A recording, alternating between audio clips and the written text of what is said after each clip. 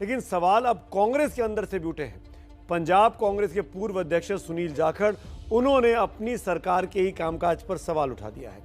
उनका कहना है कि फिरोजपुर में पीएम को रैली स्थल तक जाने के लिए सुरक्षित रास्ता मिलना चाहिए था। यही लोकतंत्र की दुहाई उन्होंने अपने एक ट्वीट में दी है। सवाल है कि अभेद सुरक्षा के बावजूद सेंध कैसे लगी।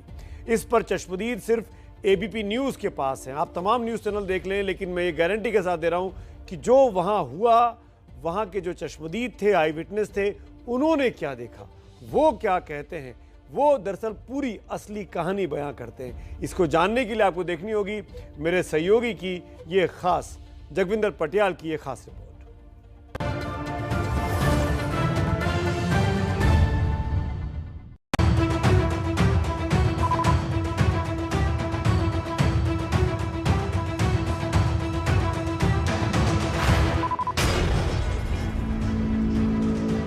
वह पंजाब के अंदर व्याप्त अराजकता और दुर्व्यवस्था का एक जीता जागता उदाहरण है। उनकी सुरक्षा के साथ जो खिलवाड़ किया गया तो इस देश में पहले कभी नहीं।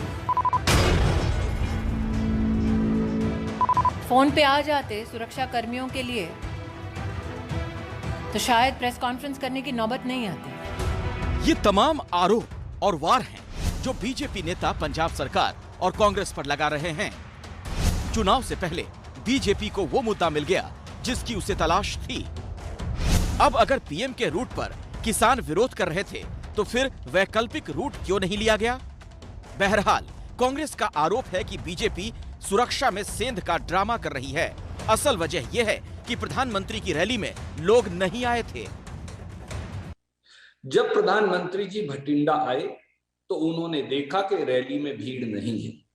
शायद भाजपा और मोदी जी ये स्वीकार नहीं कर सकते कि लोग उन्हें सुनने ना आए, और इसलिए उन्होंने लास्ट मिनट पे जाने का निर्णय किया। दूसरी तरफ बीजेपी का आरोप है कि सरकारी मशीनरी का दुरुपयोग करके लोगों को रैली स्थल तक आने से रोका गया। किसान आंदोलन के केंद्र में पंजाब के किसान थे। आंदोलन खत्म होने के बाद प्रधानमंत्री मोदी का यह पहला पंजाब दौरा था। उम्मीद थी कि विकास योजनाओं के जरिए पीएम किसानों को मनाने की कोशिश करेंगे, लेकिन पीएम के इस दौरे का पंजाब के करीब आधा दर्जन किसान संगठन विरोध कर रहे थे।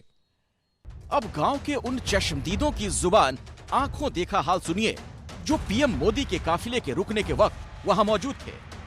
अब यहाँ से जाएंगे, आगे जाकर जो धरना, जो अपना रैली करेंगे, आगे करेंगे, फिरोजपुर में करेंगे, वो इसलिए नहीं करने दे रहे थे इनको, मतलब कि जाने नहीं देना चाहते थे। कम से कम किसान से ज्यादा कम थे, किसान ज्यादा थे, जो मतलब पुलिस कम थी यहाँ से। पंजाब में अकाली दल के साथ छोड़ने से इस चुनाव में बीजेपी बड़ी प्लेयर नहीं है, लेकिन पीएम की सुरक्षा में सेंध के इस वाकये से सियासत जरूर गर्मा गई है। डिमांड पूरी करने के लिए हम जिद कर रहे हैं और कुछ नहीं है। नाराजगी है तो साम्राज्य से है। हमें ये पीड़ा होती है, जो हमारा प्रधानमंत्री तो हमारा भी है, हमने भी इनको वोट दिया है, लेकिन ये हमारी बात क्यों नहीं करता। किसान जिहड़ा वा सड़कों पर है, विरोध में है, लेकिन हम उसका विरोध करते रहेंगे जितना देर प्रधानमंत्री हमारे मांगी को स्वीकार नहीं करें।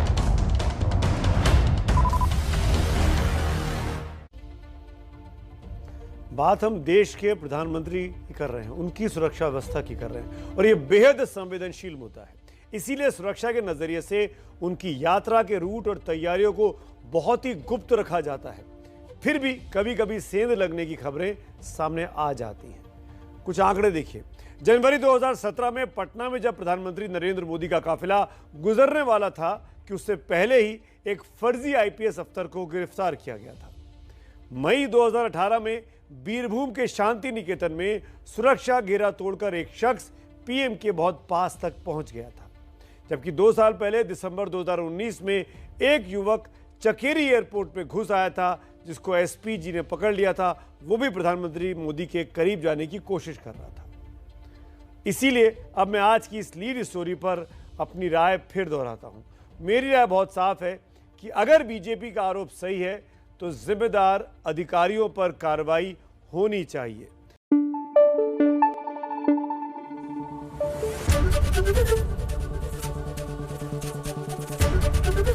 एबीपी न्यूज आपको रखे आगे।